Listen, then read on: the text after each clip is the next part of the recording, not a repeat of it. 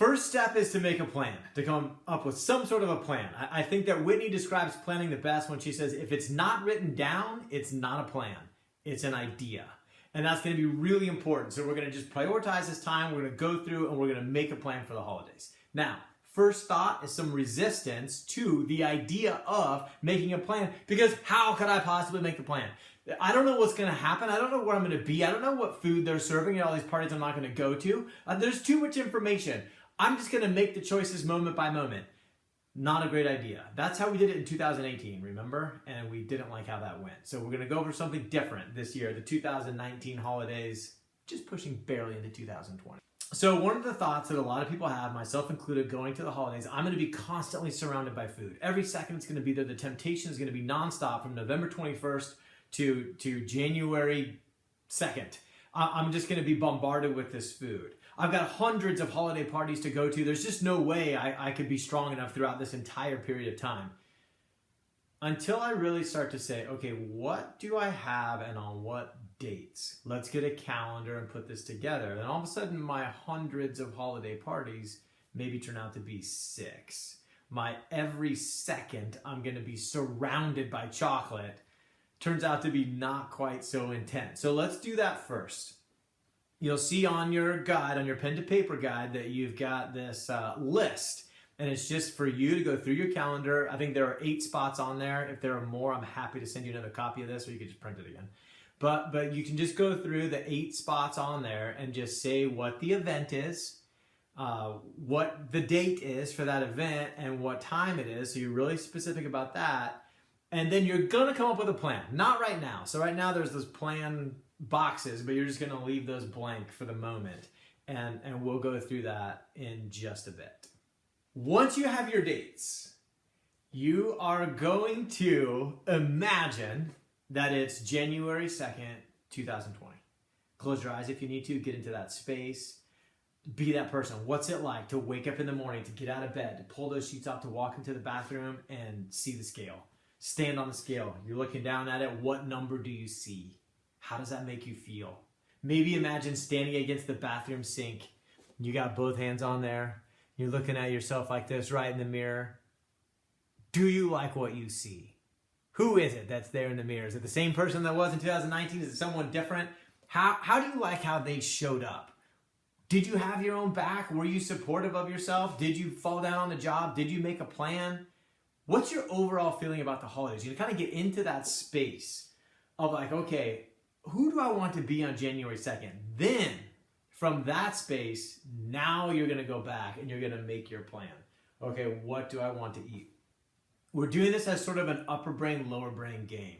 Because if you think about your upper brain, it's always interested in your aspirations, your dreams, what you want to accomplish. Lower brain is always interested in immediate gratification and comfort right now and safety.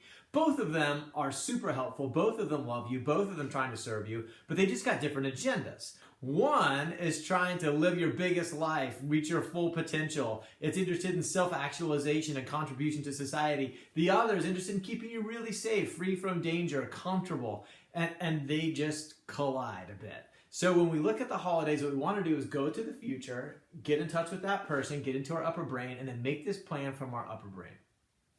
So go ahead and take a second. If you need to do that, if you're waiting for Whit, go ahead and wait for Whit.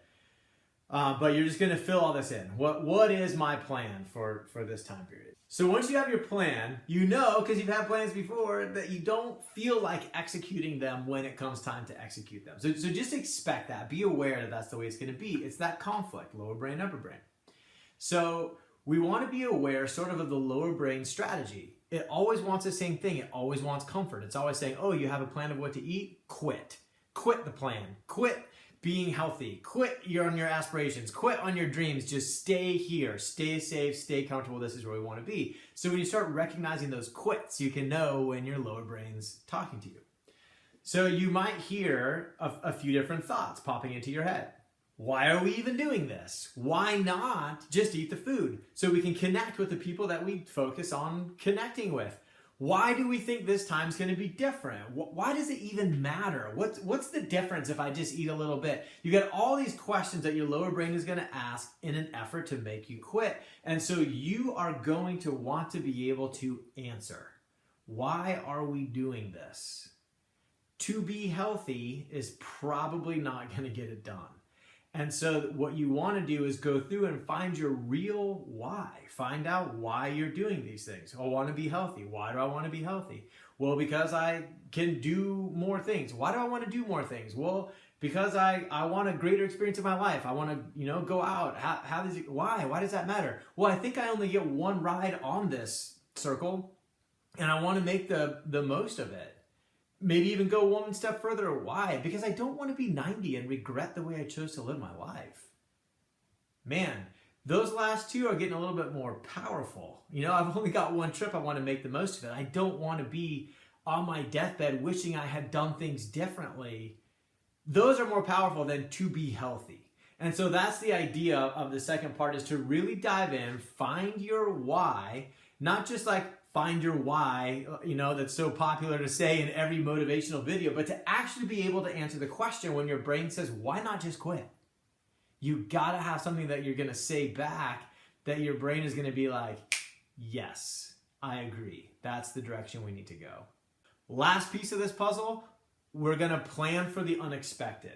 Because I know, shoot, maybe you've been thinking during this whole video, yeah, this is a great idea, Jake, for the 6 parties I have planned, but the reality is I'm going to have friends that come into town. They're going to say, let's meet for lunch. I'm going to be hanging out with my family, staying in their home where they eat breakfast every morning, and I really prefer just to have coffee. I'm going to have schedules interrupted, so I'm not going to be able to work out the way I like. I'm not going to be able to do my meditation. All these pieces are coming into play. They're really just going to turn things up. So we're going to plan for those too.